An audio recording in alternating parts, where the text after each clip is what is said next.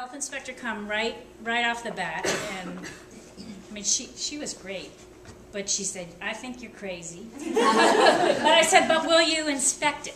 And she said yes. So I knew I could go ahead with it. And so the whole property was conceived. Fortunately, the zoning board granted us expanded home occupation with value-added ag. So they kind of combined two different criteria. So in April of 2006, we started to renovate the barn. And you can see, you know, the evolution of that, put in our space. But that's that same space. And then in September of 2006, this is what we moved in. Wow. So it took less than 5 months to go from that to this. And so this is where we work And now. where did you find the financing? Oh, but now, fortunately, I was financeable. So we like banks again? We do like banks. We really love banks that have vision. When we really knew we had to do something, I called Vida. And Marie Dussault, I don't know if anybody knows Marie Dussault, she's like an angel.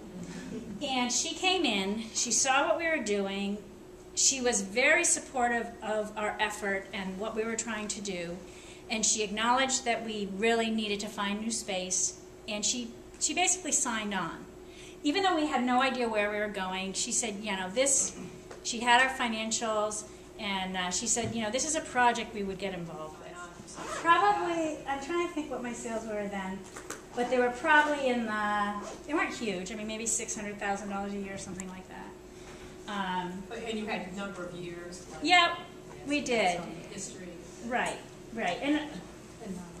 And not a lot of debt, and you bootstrapped it. This is what we call, what you were doing prior is what we call bootstrapping, where you're literally just pulling out the shoelaces and doing it on your own. Absolutely. So, amazing job.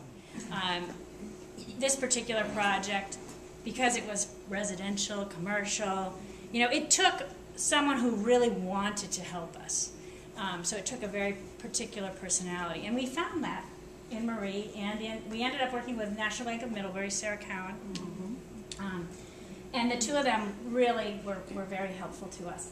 And we had significant investment now, which completely changed the attitude towards the business. I mean, now we couldn't just back out. You know, we're in forever. So we're going to pay for this until we're 100. But I think you're a great example of persistence. yeah. Well, and I think that it does take a certain kind of personality to do this. I mean, you can't be too serious about criticism from others. I mean, you really have to be able to always sort of pick yourself up and keep going with it. You talk about money and money management. That is not a strength for me. And I do operate in denial a lot of the time. But I think it's important to note that sometimes that's okay. You can still be successful. You don't have to be strong in every area.